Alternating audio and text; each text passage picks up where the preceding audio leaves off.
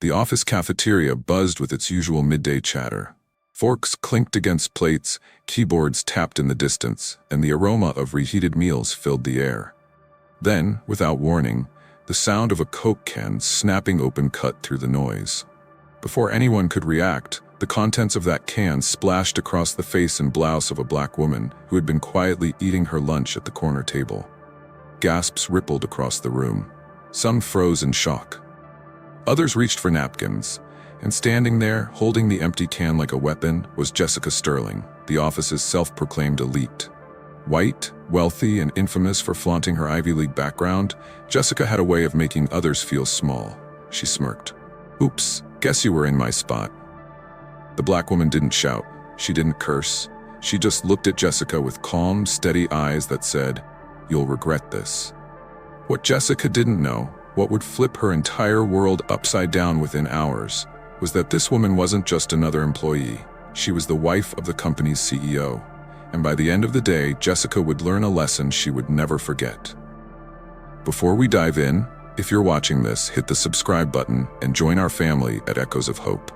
We share real powerful stories every week that you don't want to miss. And tell us, what country are you watching from? The hum of the airport felt routine. Rolling suitcases, the soft echo of boarding calls, and the muted chatter of passengers waiting to escape the terminal chaos. Gate A23, however, had its own kind of calm. Naomi Carter stood out, not because she tried to, but because power has a way of announcing itself, even when wrapped in grace. At 37, Naomi had built Carter Dynamics from nothing. Born to a postal worker father and a schoolteacher mother, she had grown up in a world where being black and female meant always being underestimated. Yet here she was, a self-made CEO heading to New York to finalize a $900 million merger with one of the country's leading airlines. A merger that would not only cement her company's reputation, but redefine how passengers experience security. She boarded early, her boarding pass glowing with the clear letters, 2A, first class. It wasn't about luxury. It was about preparation. She had 2 hours of flight time to refine her pitch deck and ensure nothing went wrong before the meeting. Her leather tote, custom-made, understated yet elegant, slipped under the seat in front of her. She adjusted her blazer, pulled out her laptop, and began scrolling through key slides. Then came him. A tall white man, mid-50s, dressed in a dark blazer that carried more arrogance than style. He stopped abruptly at her row, stared at her with a mix of confusion and annoyance, and said the words that made her look up from her screen, "You're in my seat." Naomi blinked, calm but slightly amused. 2A? "Yes," he said flatly, holding out his crumpled paper ticket like proof of a crime. Naomi raised her phone, her digital pass glowing under the cabin lights. "This is my seat. See?" The man didn't even look at her phone. He glanced instead at the flight attendant who had paused mid-stride to watch. "Let's just check," the attendant said, her voice friendly but oddly tight. She examined both passes, Naomi's pristine and confirmed, his paper and creased. Both read 2A. "Must be a system error," Naomi said, her tone polite but firm.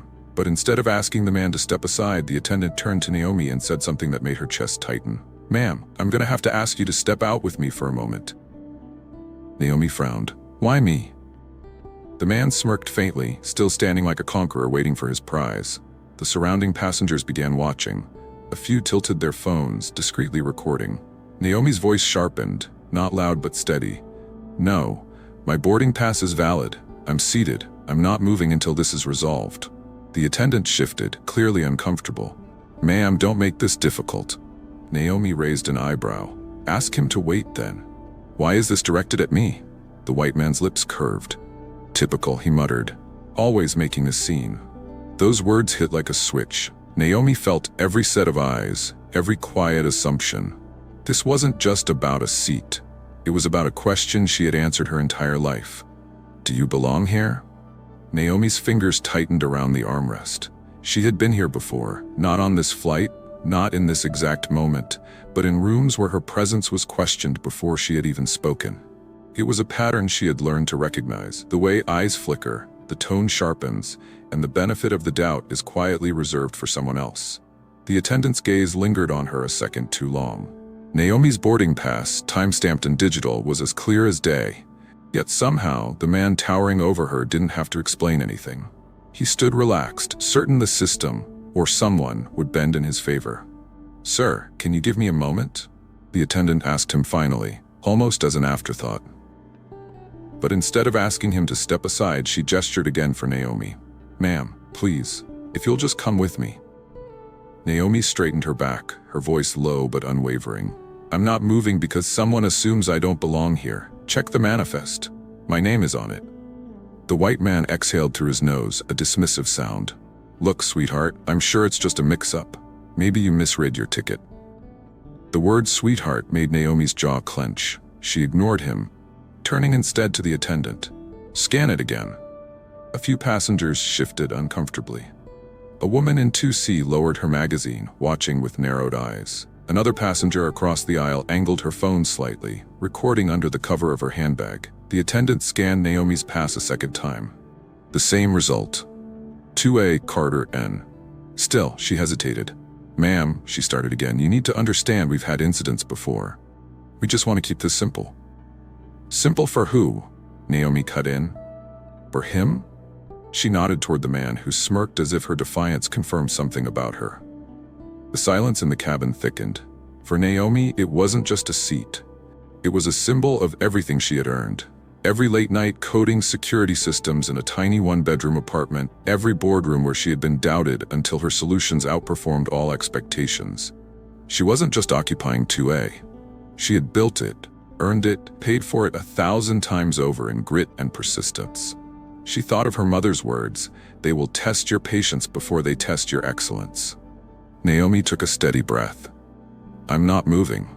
You'll have to explain to the entire cabin why the person with the confirmed ticket is the one you're removing." The attendant's lips tightened. Her radio clicked. "I'm calling security," she said quietly. The murmur spread through first class. The man smiled like victory was already his. Naomi stayed still, her face calm, but inside a quiet fire burned. This wasn't going to end quietly. The cabin air grew heavier as the flight attendant's radio crackled, summoning airport security. Naomi didn't move. She sat upright in 2A, her digital boarding pass glowing on her phone screen, a silent testament that she belonged. But belonging wasn't the issue. Not here. Passengers whispered in low tones, heads turning just enough to catch the tension. A woman in 2C looked visibly uncomfortable, but said nothing. A man a few rows back raised his phone higher, openly recording now. Everyone knew what was about to unfold. 2 security officers boarded within minutes. Their presence alone shifted the mood. One glanced at the attendant, who immediately pointed toward Naomi. "That's the passenger," she said. "She's refusing to comply." Naomi's brows furrowed. "Refusing to comply with what?" "I have a confirmed ticket. This is my seat." She held up her phone for them to see, her tone calm but unshakable. The officer barely looked at the screen. "Ma'am, we just need you to step off the aircraft while we sort this out." Naomi's jaw tightened. "Why me? He's standing there without even showing proof that matches mine. Are you removing him?" The white man folded his arms, watching like a spectator who already knew the outcome.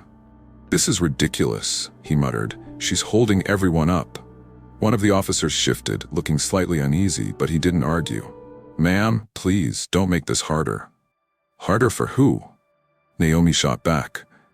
Her voice wasn't loud, but the clarity of it cut through the murmur of the cabin. "You see a black woman in first class, and suddenly I need to prove I belong here. I've shown my boarding pass twice. That's more than enough." No one responded. Not the attendant, not the officers. The silence was its own verdict. The second officer stepped forward, hand hovering near Naomi's arm, as if preparing to guide her out. Naomi stood before he could touch her.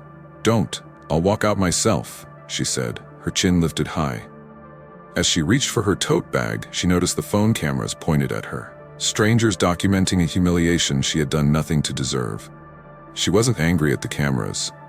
She was angry at the silence. The rows of people who knew this was wrong, but preferred to watch it unfold like entertainment. Walking down the aisle, Naomi felt each step burn. Not because she was guilty of anything, but because every unspoken assumption about who deserved to be in 2A was being confirmed in real time. The man slid into her seat without hesitation, as though it had been his all along. The flight attendant avoided Naomi's eyes as she stepped onto the jet bridge. Security followed, not aggressively, but with a quiet authority that didn't need words. Behind her, the plane door shut. Her seat, paid for, earned, was gone. And for Naomi Carter, this was not going to end here. The gate area was eerily quiet when Naomi stepped off the plane. No apology, no explanation, just the hollow slam of the jet bridge door behind her. The flight attendant who had escorted her off didn't even look back. To them, she was no longer a passenger. She was just the problem they had removed. Naomi stood by the gate desk, holding her phone in one hand, the confirmed boarding pass still visible on the screen. A supervisor glanced up from a tablet, his expression bland, detached, as if this wasn't worth his time. "We're sorting it out," he said, tapping on his screen. "Please wait here." Naomi's voice was steady. "Sorting what out? The seat I paid for is now taken by someone who didn't have to prove anything. Are you saying my money doesn't count? Or is it that I don't look like I belong in 2A? The supervisor's eyes flickered, but he didn't respond. "Ma'am, just wait, we'll see what we can do." Behind her, passengers continued boarding as if nothing had happened. A few gave her side glances, quick looks that said they knew what was going on but didn't want to get involved. Others walked past, as if she were invisible. Naomi sat down on a nearby bench, her tote bag beside her. Her mind wasn't just on the humiliation, it was on what this delay could cost her. In less than 3 hours, she was supposed to be in a Manhattan boardroom, presenting a deal that had taken 8 months of negotiations. A deal that would change both her company's future and the airline's reputation. And now, she was sitting in a terminal, treated like she didn't even have the right to be there. Her phone buzzed with messages from her executive team. "Naomi, where are you? The partners have arrived early. Do we need to reschedule?" She didn't reply. Not yet. Instead, she opened her notifications and saw the videos. They were already spreading. Someone from first class had posted a clip to TikTok. "Black woman CEO removed from her first-class seat, you tell me why." It had 20,000 views in less than an hour. Another video from a different passenger showed her calm refusal and the attendant's dismissive tone. Comments were pouring in. She showed her ticket. Why did they single her out? Would this have happened if she were white? This isn't a mix-up, it's bias, plain and simple. Naomi felt her pulse steady. This wasn't just about her anymore. This was about every moment someone like her had been told, directly or indirectly, that they didn't belong. The gate supervisor called her name, snapping her from her thoughts. "Ma'am, we can rebook you on the next flight to New York. It leaves in 3 hours. Naomi's lips curved into a cold smile.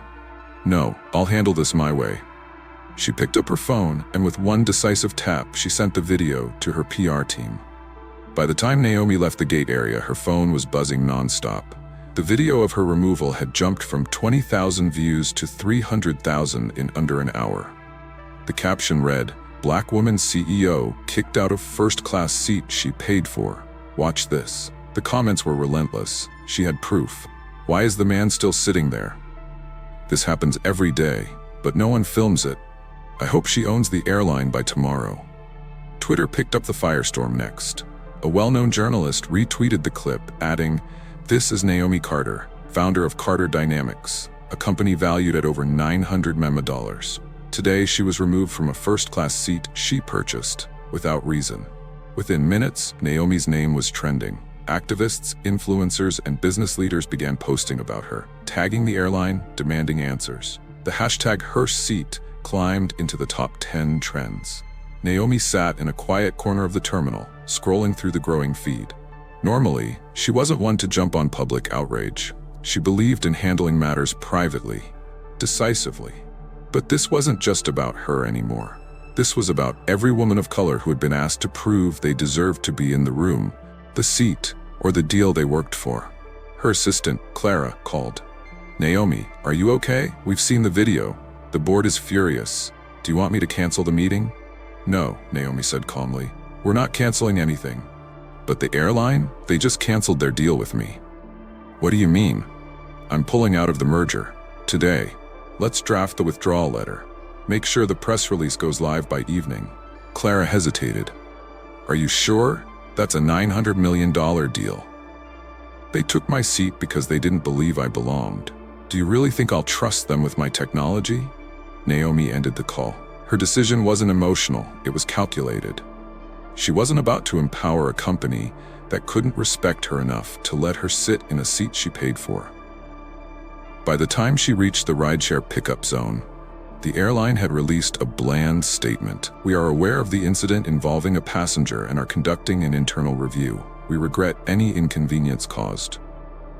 It only made things worse. People called out the statement for what it was: cold, corporate, and dismissive. No apology, no accountability, just PR nonsense. Inconvenience? You humiliated her. Naomi closed the app and sat back in her car seat. For once, the weight of humiliation began to lift. She knew what came next: consequences.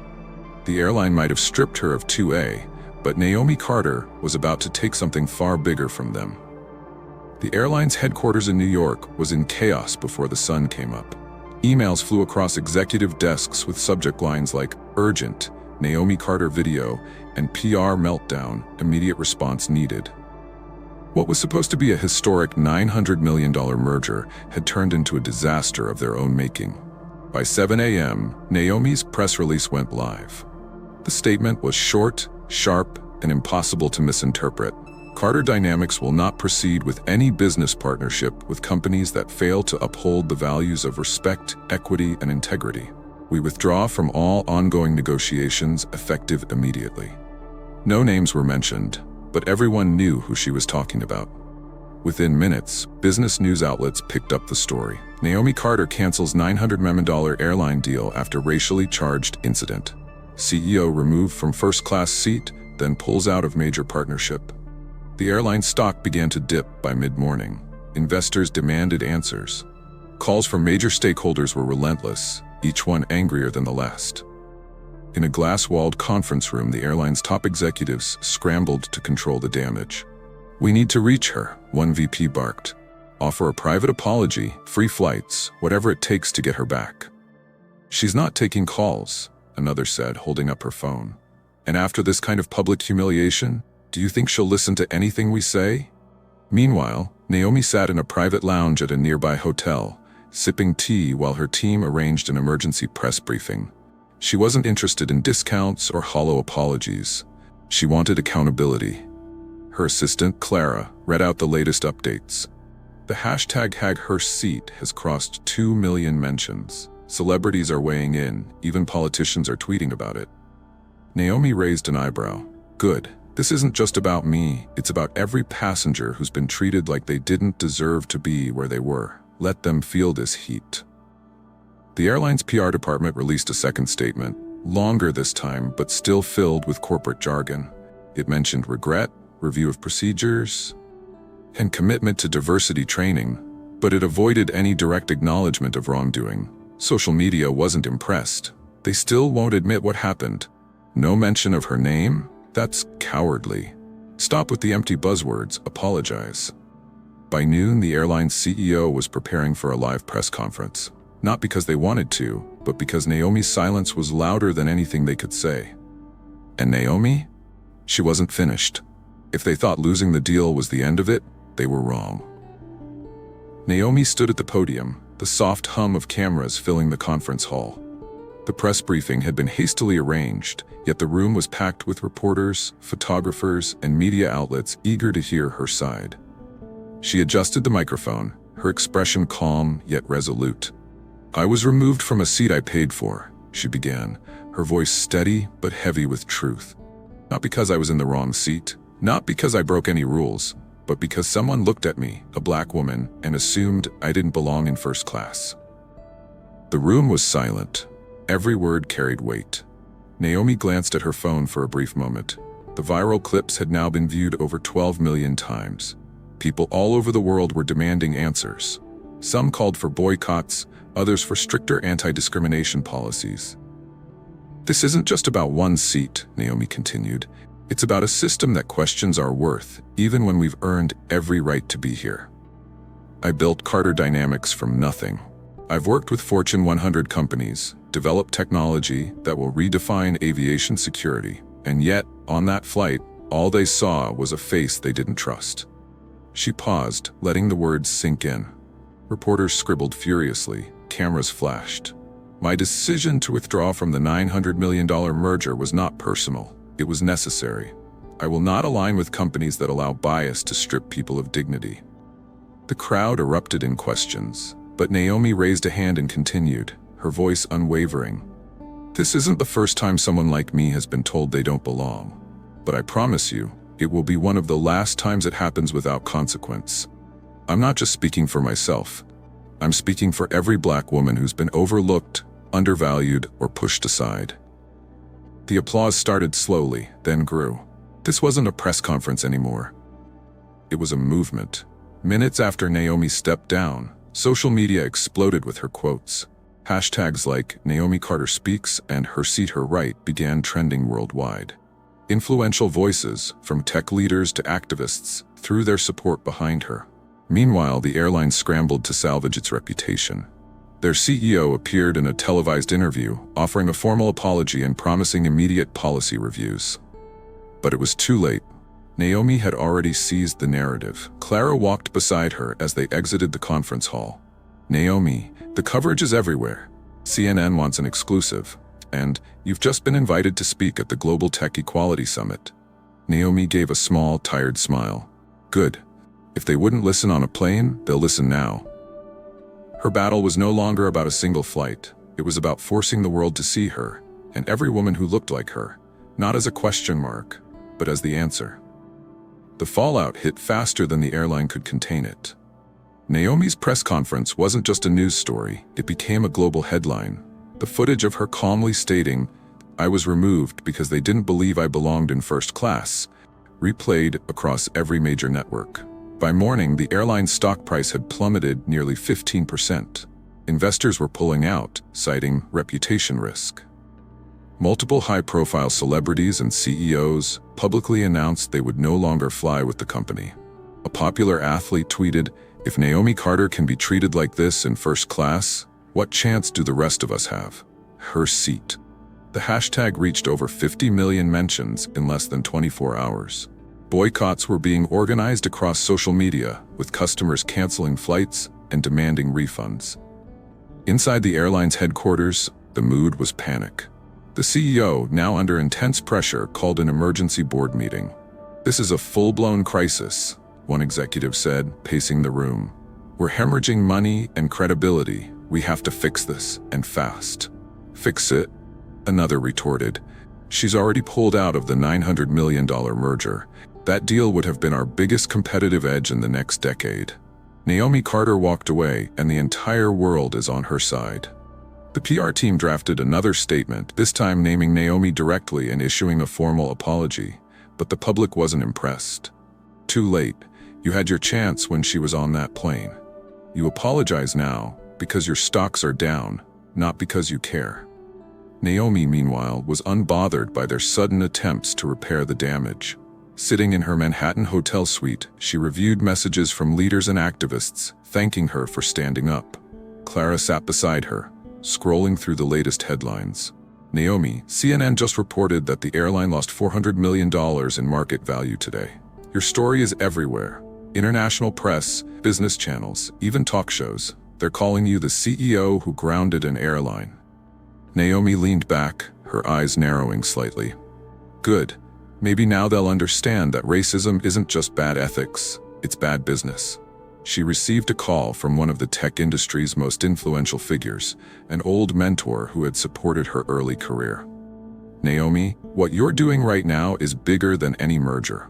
You've turned this into a wake-up call. Are you ready to lead this conversation globally?" "I was ready the moment they told me to give up my seat," Naomi replied. As evening fell, Naomi's legal team prepared to meet with civil rights organizations interested in using her case to push for stronger anti-discrimination policies in aviation. For Naomi, this was no longer about revenge. It was about making sure no one else had to endure what she went through. And the airline? They weren't just losing a deal. They were losing the trust of the people who had built their empire. Naomi woke up to a world that was no longer just watching her story. It was rallying behind it. News anchors called it the 2A incident. Editorials across the country questioned how racial and gender bias still thrived in spaces where merit and success should have been enough. What stunned Naomi most was how the conversation had expanded far beyond aviation.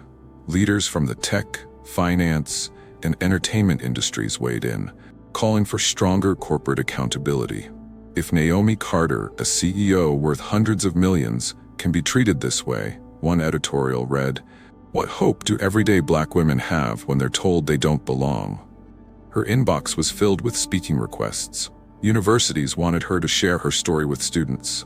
Organizations wanted her to lead diversity initiatives. Her name, once known mostly within cybersecurity circles, was now synonymous with strength and defiance. At a televised interview with a major news outlet, Naomi was asked, "Did you expect this much reaction from the public?" Naomi's answer was simple yet piercing. "No, I didn't expect it, but I understand it, because I've lived this story my entire life. Every Black woman I know has lived some version of it, whether in a boardroom, at a store, or on a plane. This was just the moment someone pressed record." The comment went viral instantly. Clips of her interview flooded social media, stitched with stories from other women sharing their own experiences of being overlooked or disrespected. A groundswell of solidarity formed, turning her seat into a larger movement about equality, representation, and dignity. Meanwhile, the airline's crisis deepened. Protests erupted outside some of their major hubs. Videos of passengers canceling their flights and cutting up loyalty cards went viral. The company's executives issued yet another public apology, this time directly to Naomi.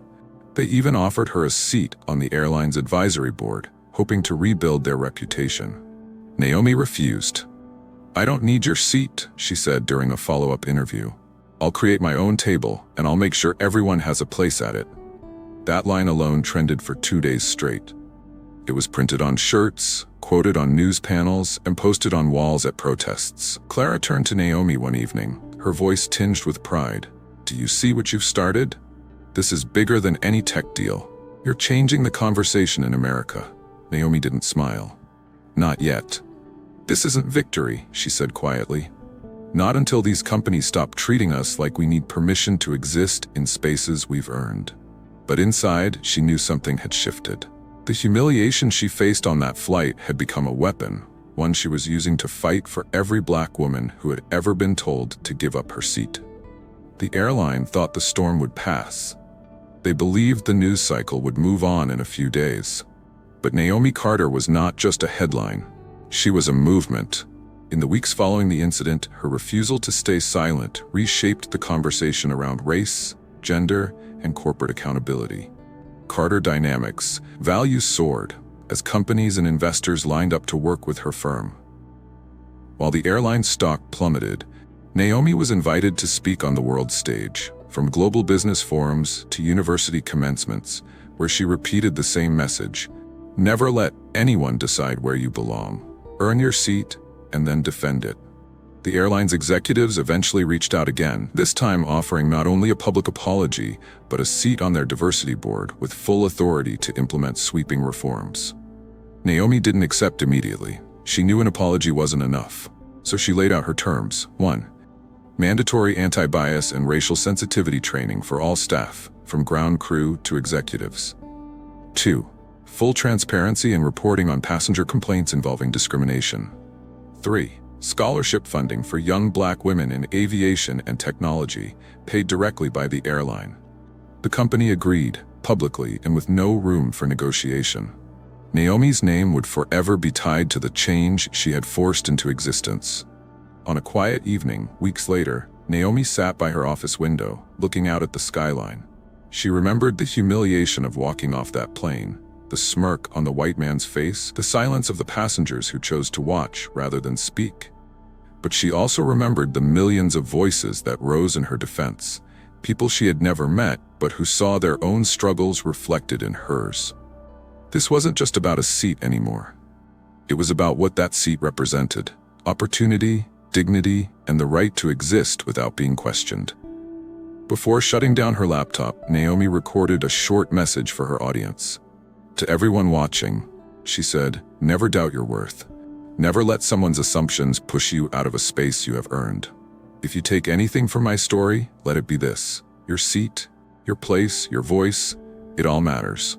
And when they try to take it from you, fight back. Her story ended not with revenge, but with victory.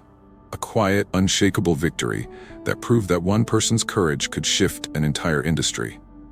Before we close, if this story moved you, don't forget to subscribe to Echoes of Hope. Share your thoughts in the comments and tell us, what country are you watching from? We want to hear your voice.